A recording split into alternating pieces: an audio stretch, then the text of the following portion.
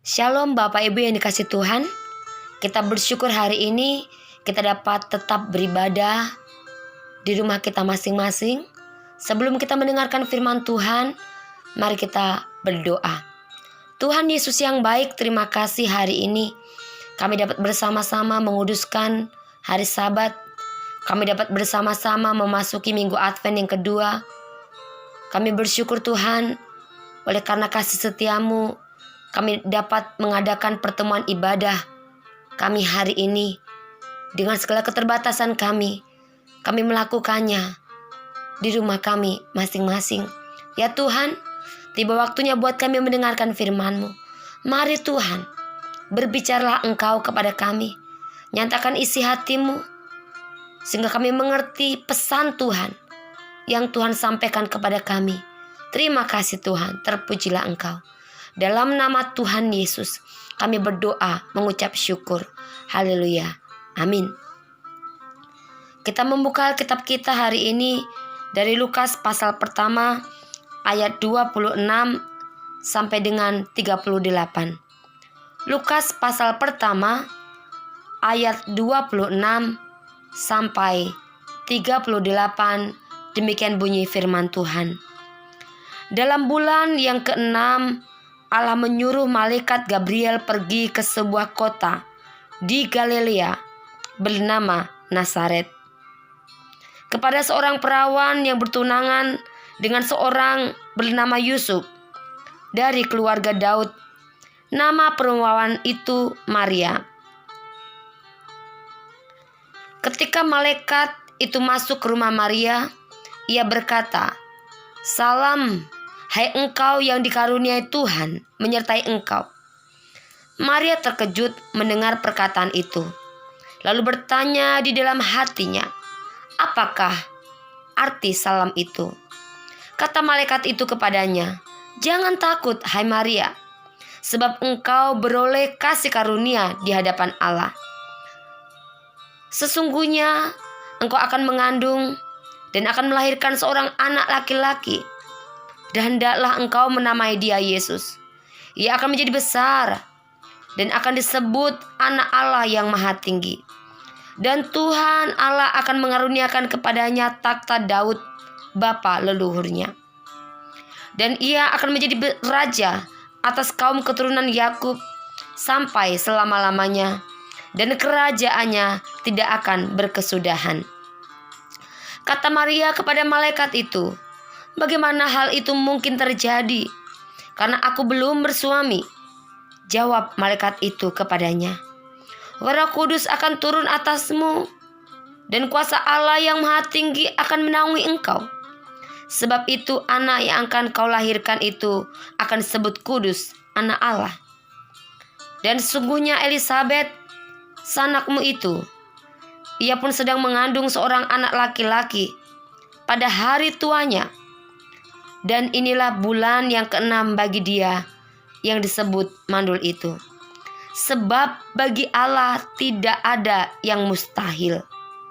Kata Maria, "Sesungguhnya aku ini adalah hamba Tuhan.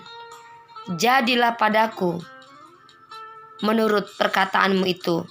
Lalu malaikat itu meninggalkan dia. Amin. Sampai sedemikian jauh pembacaan firman pada hari ini. Bapak Ibu yang dikasih Tuhan, pernahkah dalam kehidupan kita secara pribadi kita mengalami kesulitan, keterpurukan? Apa yang kita alami seperti badai yang sedang menghantam kita secara tiba-tiba. Bahkan pada saat kondisi itu kita menganggap dunia kita runtuh. Sepertinya kita tidak melihat jalan keluar, dan kita tidak memiliki pengharapan. Hari ini kita mau diingatkan kembali kalau hal itu pernah kita alami secara pribadi. Kita diingatkan kembali bahwa kita punya Tuhan yang sanggup menolong kita, yang sanggup memberikan jalan keluar bagi kita. Bahkan kadang pertolongannya, jalan keluar yang diberikan kepada kita itu di luar dari nalar kita. Kadang pertolongannya, kadang jalan keluar yang diberikannya di luar dari pikiran kita. Tapi Tuhan berikan bagi kita. Yang harus kita lakukan adalah kita mengingat apa yang sudah kita baca hari ini. Dalam firman Tuhan yang kita baca, seorang perempuan yang bernama Maria, dia mendapatkan kasih karunia Tuhan. Seorang perempuan yang bernama Maria, perempuan sederhana, namun berharga di mata Tuhan. Seorang perempuan biasa, yang juga tentunya penuh dengan keterbatasan, ada kelemahan, tetapi dipakai Tuhan secara luar biasa. Seorang perempuan yang dari kalangan orang yang tidak terpandang, baik secara status sosial ataupun ekonomi, tetapi mendapatkan anugerah dari Tuhan yang luar biasa.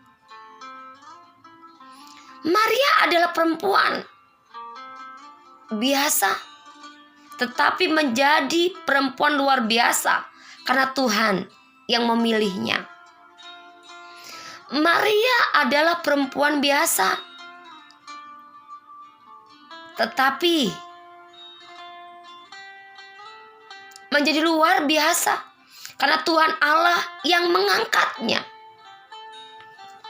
Maria adalah perempuan biasa yang tidak banyak orang meliriknya, bahkan mengenalnya, tetapi menjadi seorang perempuan yang sangat terkenal hingga sekarang ini, sekalipun dia sudah tiada.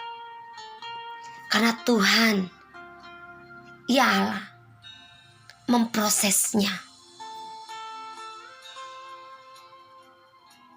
Ya, bagi Tuhan tidak ada yang mustahil.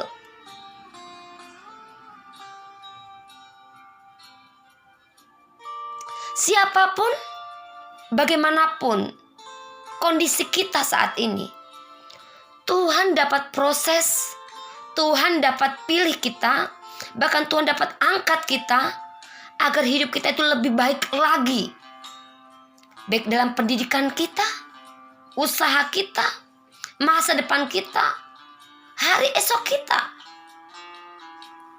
Kuncinya adalah kita mau bekerja sama dengan Tuhan. Bagi Tuhan tidak ada yang mustahil. Maria, dalam hidupnya terjadi sesuatu yang luar biasa. Elizabeth, seorang perempuan mandul yang sudah sekian lama merindukan kehadiran seorang anak, tetapi mengalami masalah. Dia mandul, dia tidak mampu untuk mengandung. Tetapi bagi Tuhan tidak ada yang mustahil.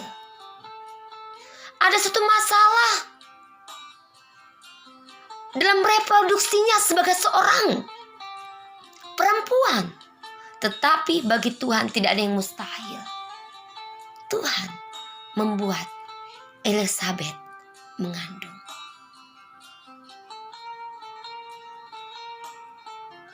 Elizabeth dan Maria, dua perempuan yang sama-sama menikmati apa yang mustahil bagi manusia, tidak mustahil bagi Tuhan Allah. Elizabeth dan Maria, dua perempuan yang mengalami sesuatu yang tidak mungkin bagi dunia, yang tidak mungkin bagi manusia, tetapi mungkin bagi Tuhan Allah. Kita pun sama.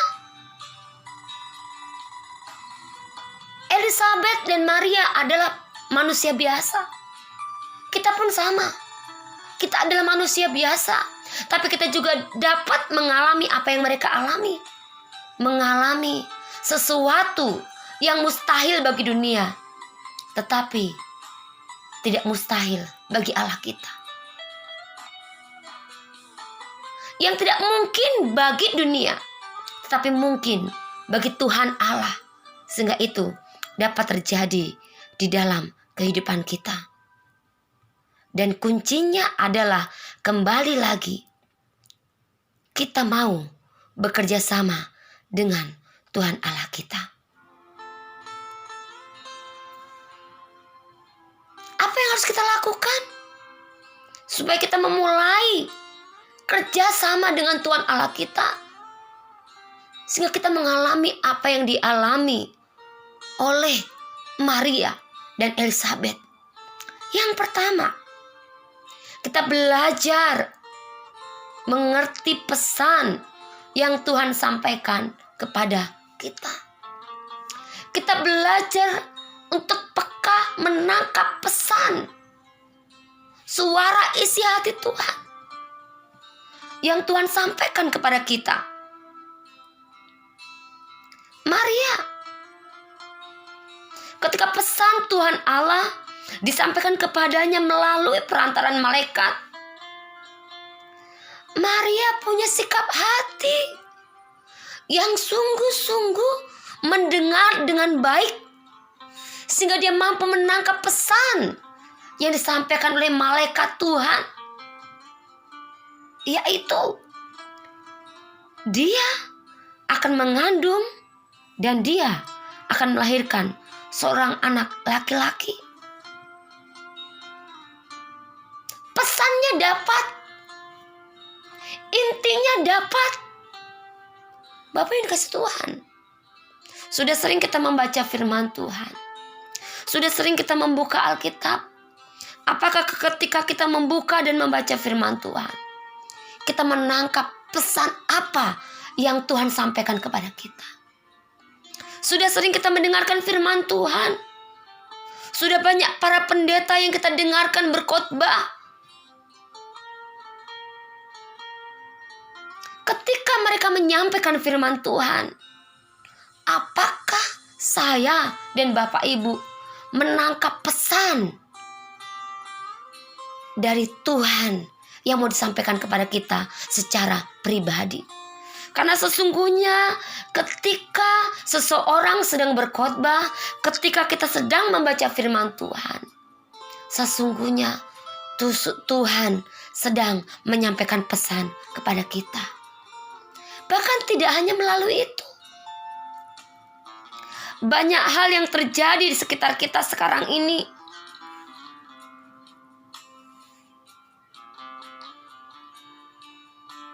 Banyak hal yang menimpa dunia ini sekarang ini.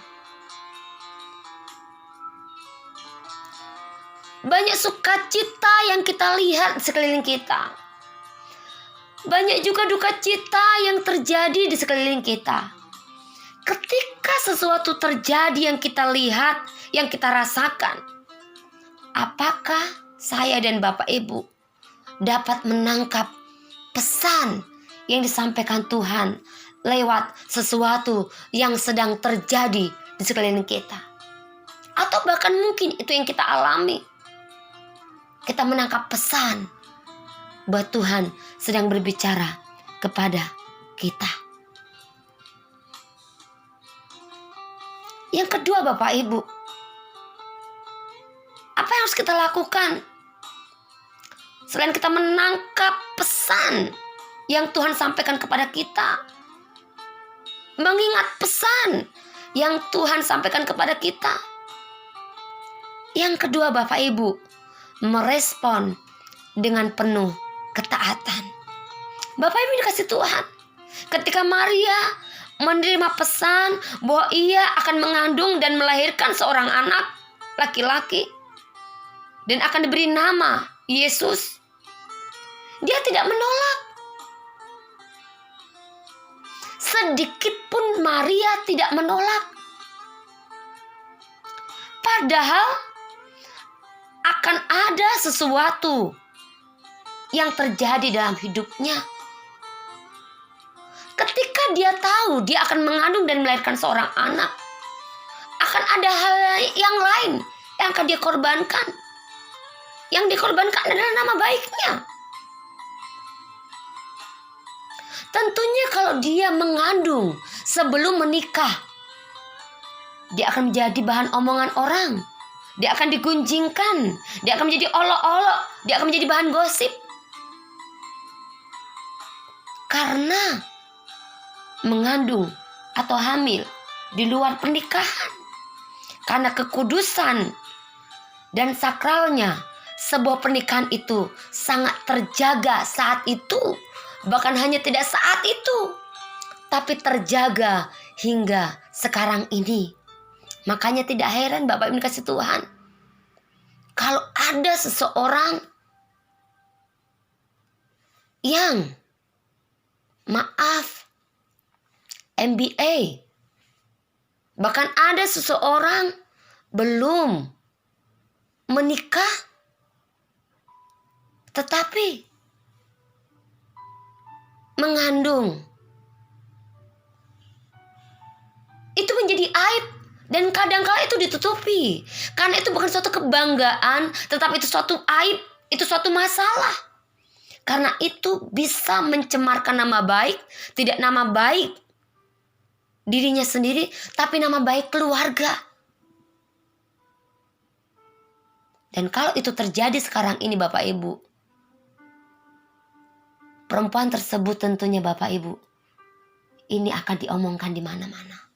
Makanya seringkali ketika terjadi yang demikian Bapak Ibu, ditutupi.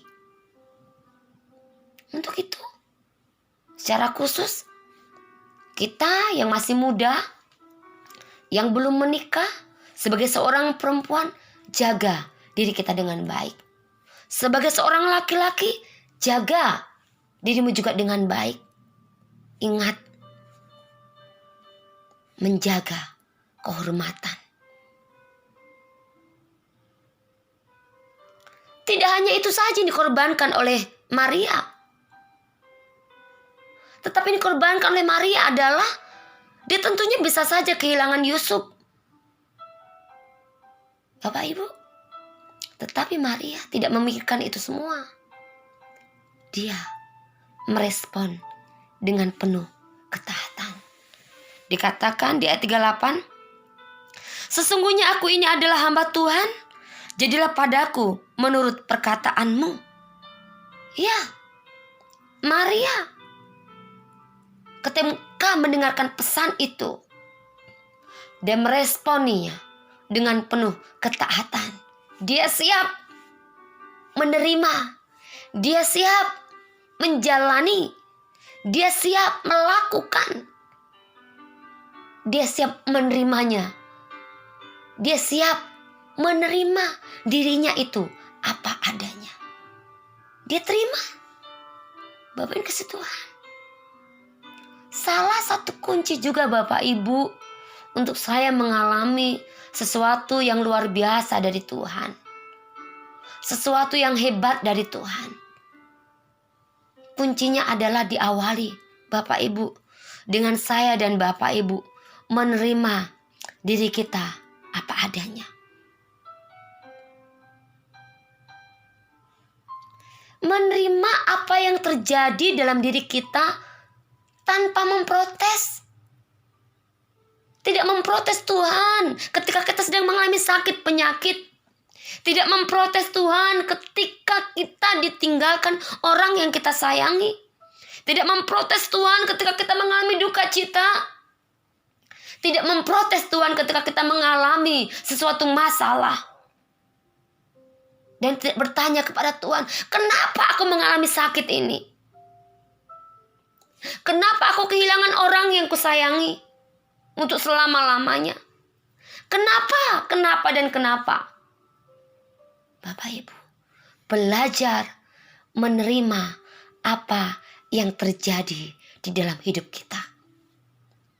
Salah satu cara untuk kita juga tetap taat di dalam melakukan pesan Tuhan di dalam kehidupan kita. Mungkin pada saat kita sakit, ada satu rencana yang sedang Tuhan persiapkan bagi kita. Mungkin saat kita kehilangan orang yang kita kasihi, kita menerima rencana yang sudah Tuhan persiapkan bagi kita. Dan kita tidak tahu. Tapi satu hal yang pasti, tidak ada sesuatu yang terjadi dalam hidup kita yang serba kebetulan. Tuhan punya maksud dan rencana. Dan terlebih, melalui apa yang terjadi, Tuhan sedang memproses rohani kita untuk semakin bertumbuh, untuk semakin kuat. Sehingga kita tidak pernah menyalahkan Tuhan dengan apa yang kita alami. Bapak Ibu kasih Tuhan.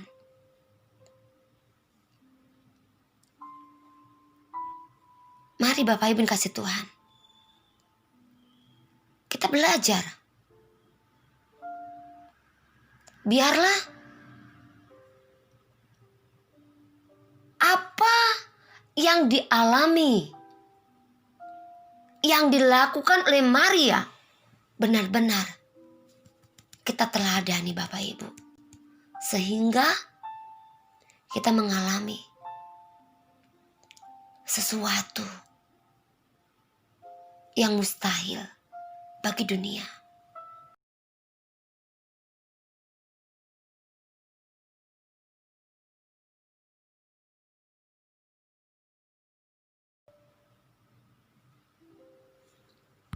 Mari Bapak Ibu kita meneladani Maria.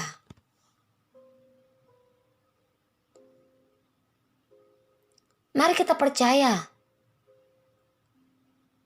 bahwa kita pun dapat mengalami sesuatu yang mustahil bagi kita dan bagi manusia. Tetapi Bapak Ibu, itu tidak mustahil bagi Tuhan Allah. Tuhan sanggup mengangkat kita. Tuhan sanggup memulihkan kita. Tuhan sanggup memberikan apa yang kita perlukan saat ini. Tuhan sanggup membuat hidup kita lebih baik lagi. Tuhan sanggup memperbaiki hidup kita. Kuncinya Bapak Ibu, mari kita bekerja sama dengan Tuhan. Kita mengerti pesan Tuhan. Kita mentaati pesannya. Kita sungguh-sungguh menjadi seperti Maria. Amin. Kita berdoa. Tuhan Yesus yang baik, terima kasih. Firman-Mu menguatkan kami. Firman-Mu meneguhkan kami. Dalam segala hal yang kami alami, ajar kami menerima segala sesuatu yang terjadi dalam hidup kami. Karena di balik apa yang kami alami, Tuhan punya rencana. Karena bagi Tuhan tidak ada yang mustahil. Terima kasih Tuhan, terpujilah Engkau. Kami serahkan hidup kami. Dalam nama Tuhan Yesus kami berdoa mengucap syukur. Haleluya. Amin.